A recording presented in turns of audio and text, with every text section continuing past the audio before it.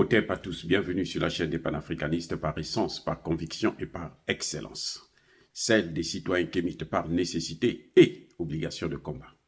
Nous sommes une chaîne qui n'est guidée que par nos ancêtres et rien que par les ancêtres qui appartiennent à l'égrégore du monde noir.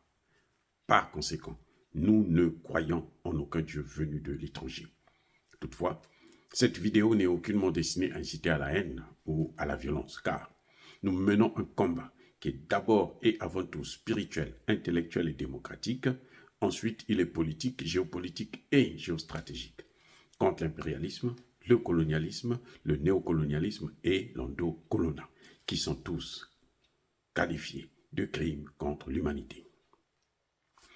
Nous menons ce combat sur la base du principe fondamental que nous avons hérité de nos ancêtres kémites, qui est celui de la Mahat, c'est-à-dire solidarité, vérité et justice. Vous êtes donc en droit de connaître la vérité et nous avons l'obligation de vous dire la vérité, rien que la vérité, afin que justice soit rendue au continent africain. Et ça, c'est notre modeste contribution dans cette noble lutte en faveur de la souveraineté, la dignité, la solidarité et l'unité africaine. C'est exactement ça que nous appelons le panafricanisme. Bien-aimés frères et sœurs, nous y sommes, à l'ère du Verseau. Les effets de l'ère du Verseau se confirment. Ce que nous a légué, nous a démontré le professeur Omotunde, on le voit maintenant. On le voit au Congo démocratique. On le voit dans les territoires d'outre-mer. Timidement, les gens commencent à bouger, se dire non, non, non, il faut se débarrasser de la colonisation française. Guadeloupe, Martinique, Guyane, tous ces endroits-là, ils veulent maintenant leur indépendance. Mais aujourd'hui, ce n'est pas de ça, de cette partie que nous allons parler, parce que là-bas, c'est encore timide. Mais ça est en train d'avancer petit à petit. Aujourd'hui, c'est la RDC. Eh oui, pour une fois, je dis bien pour une fois, je salue, je félicite, j'encourage le président Tshisekedi pour l'œuvre qu'il vient d'accomplir. Bravo, monsieur le président Tshisekedi et votre gouvernement. J'ai toujours été très, très, très dur avec vous, je le reconnais, parce que, effectivement, nous attendions cette situation depuis très longtemps. J'ai été frustré lorsque des populations se sont levées pour demander le départ de la MONUSCO. J'ai soutenu le président du Sénat, qui était le premier à décider, à demander que la MONUSCO ne foutait absolument rien, doit partir. J'étais frustré lorsque vous avez dit que nous qui demandons le départ de la MONUSCO, nous sommes en fait des gens manipulés. Nous ne comprenons rien. Aujourd'hui, nous sommes maintenant sur la longueur d'onde et je salue cela. C'est une avancée fantastique. C'est une avancée exceptionnelle. Alors, le Conseil de sécurité de l'ONU vient de déclarer, vient de décider à l'unanimité. Je dis bien, à l'unanimité, les 15 membres ont voté le départ de l'Organisation des Nations Unies, le retrait total des 23 soldats casques bleus, civils et militaires, qui sont venus depuis les années 2000 au Congo démocratique. Pour faire quoi? Qu'est-ce qu'ils étaient venus faire? Eh bien, je vais vous le dire. Ils sont venus pour dominer, pour assiéger, pour occuper militairement le Congo avant de le balkaniser. Et pour cela, ils ont utilisé les pays limitrophes du Congo démocratique, notamment le Rwanda et l'Ouganda, mais y compris le Kenya, le Burundi, tout ce monde-là, tous, ils étaient impliqués, complices. Mais le Rwanda, c'était le plus récalcitrant,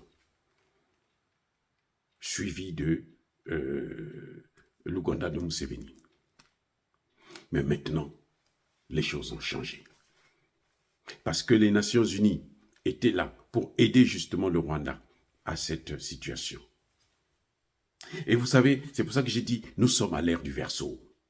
Le mal ne peut plus continuer à nous atteindre. Le mal ne peut plus continuer à gagner.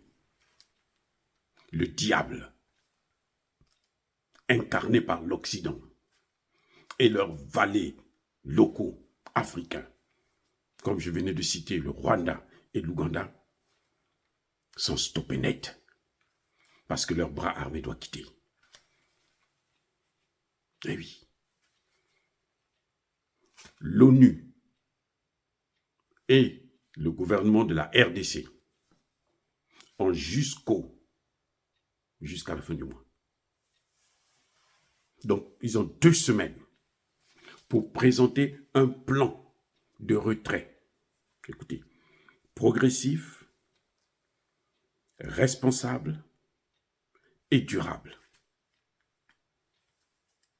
Ils doivent prendre des mesures concrètes et réalistes pour mener à bien ce retrait. Et ce plan-là doit être sur la table de l'Organisation des Nations Unies au début du mois de novembre. C'est la course contre la montre. Parce qu'au début du mois de décembre, il faut que le retrait puisse commencer. Effectivement. Voilà ce que le Conseil de sécurité de l'ONU a décidé. Nous sommes contents. Nous sommes contents pourquoi? Parce que l'OTAN n'a pas atteint ses objectifs. Ils ont certes beaucoup pillé. Ils ont commencé à piller depuis, vous savez, 1885. Vous savez que le Congo démocratique, là, c'était la propriété personnelle. Tout un pays, la propriété personnelle du roi Léopold II. C'est-à-dire que c'était le Congo, c'était son bien. Avec les habitants qui sont dedans. Tout ça, c'était pour lui.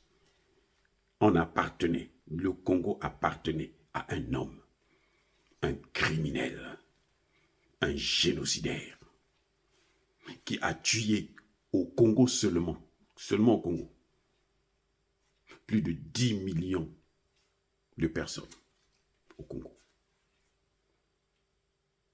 Et, mais attendez, pas tuer 10 millions, non. Il a coupé les mains à 10 millions de personnes. Il a tué au total, le roi Léopold II, 20 millions d'Africains au Congo et dans la sous-région, les Grands Lacs.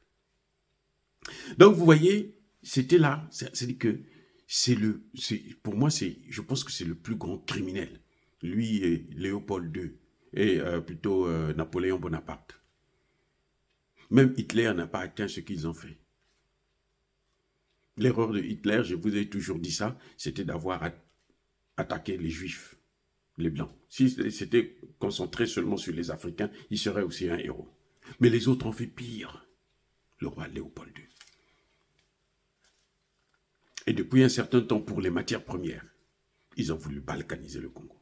Quand vous avez vu le Rwanda était en train de prendre les réfugiés anglais là, c'était pas pour les amener au Rwanda. Ils n'ont pas d'espace. En fait, c'était pour les amener pour qu'ils viennent occuper l'est du Congo. Donc, je pense que le président Tshisekedi est sorti de sa cécité politique et géopolitique et géostratégique. Et ça, c'est à louer, c'est à saluer. Nous acclamons.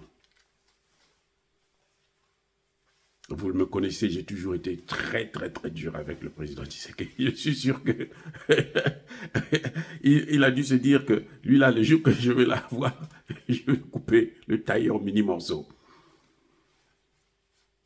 Mais comme il fait bien, nous saluons. Le président Tshisekedi a aussi décidé déjà de former 40 000 soldats congolais. va mobiliser 40 000.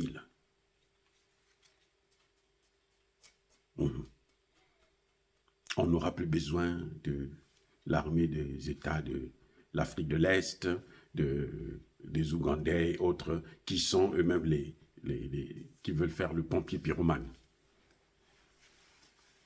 Et vous savez pourquoi je dis aussi que c'est l'ère du Verseau est en train de faire ses effets. Ça se réalise. Nous sommes maintenant, on le sent maintenant. Parce que depuis le 1er octobre seulement, les patriotes congolais se sont levés. Les nationalistes congolais ont pris les armes, la jeunesse congolaise. Et ils sont en train d'affronter le M23. Donc le M23, là, actuellement, ils ne savent plus quoi faire. S'il faut fuir au Rwanda, s'il faut fuir en Ouganda, c'est la débandade totale. Au moment où je vous parle, aujourd'hui là même, ils ont pris Bunagana. Après avoir pris, samedi, ils ont pris Rougari. Après, le dimanche, ils ont pris Ojuru. Hier, ils ont pris encore. Mais c'est-à-dire que c'est incroyable. C'est ce qui a fait d'ailleurs. C'est tout ça. Les Nations Unies qui étaient là pour freiner justement ces jeunes-là, qui ont tenté de les empêcher d'avancer. Ils n'ont pas pu. Parce qu'ils sont trop forts. Ils sont exceptionnels. Les Wazalendo. Wazalendo, ça veut dire patriote. Ce sont eux qui sont en train de régler le problème du Congo, pendant que l'armée congolaise est en train de respecter le cessez-le-feu de Luanda. Eux, ils ne sont pas tenus par le cessez-le-feu, puisqu'ils sont passés par le gouvernement. Et nous demandons maintenant à Tshisekedi d'équiper ces jeunes, de leur donner les armes pour qu'ils puissent terminer le travail. En 2 semaines, ils ont récupéré plus de la moitié des territoires occupés par le M23 depuis plusieurs mois. Je dis bien en 2 semaines. Les populations commencent à revenir dans leurs villes et villages pour reprendre leurs propriétés, leurs maisons, leurs locations.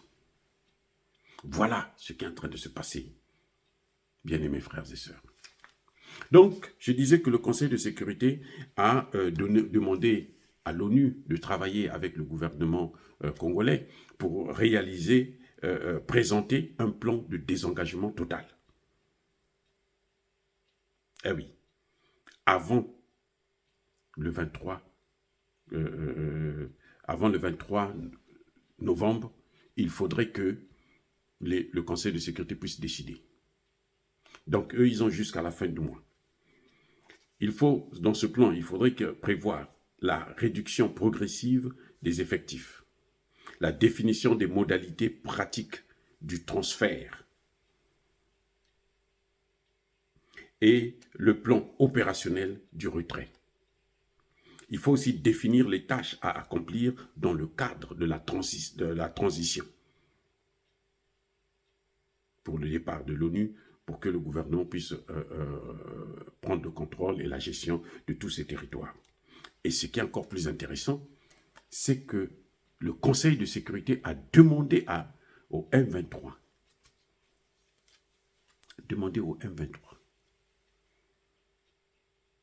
de passer à la phase du contournement immédiat